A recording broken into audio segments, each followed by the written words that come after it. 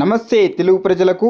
బీసీలకు స్థానిక సంస్థల ఎన్నికలలో 42% రిజర్వేషన్లు కల్పించేందుకు రాష్ట్ర ప్రభుత్వం తీసుకొచ్చిన జీవో నెంబర్ 9పై హైకోర్టు స్టే విధించడాన్ని నిరసిస్తూ బీసీ సంక్షేమ సంఘం ఆధ్వర్యంలో శుక్రవారం మండల కేంద్రంలోని గాంధీ కూడలిలో శాంతియుత నిరసన కార్యక్రమం చేపట్టారు.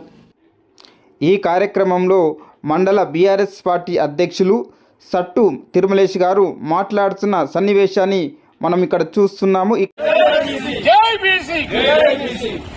ఈరోజు నిన్న జరిగినటువంటి హైకోర్టు తీర్పుకు వ్యతిరేకంగా ఈరోజు బీసీ సంఘాలు బంద్ చేయడం జరిగింది.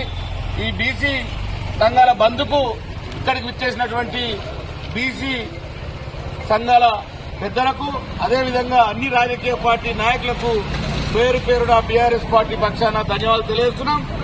ఈ రోజు కామారెడ్డి డిక్లరేషన్ ఏదైతే ఆ రోజు ఎన్నికల ముందు చెప్పిందో దాన్ని అమలు చేయడానికి ఒక కాంగ్రెస్ పార్టీ కొత్త రాజకీయ కుట్రను పండింది.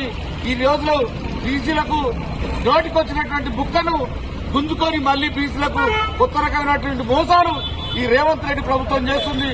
బిడ్డ రేవంత్ రెడ్డి, బీసీల పట్ల నీ వైఖరిని మార్చుకోకపోతే నీకు తగిన బుద్ధి చెప్పవలసిన పరిస్థితి.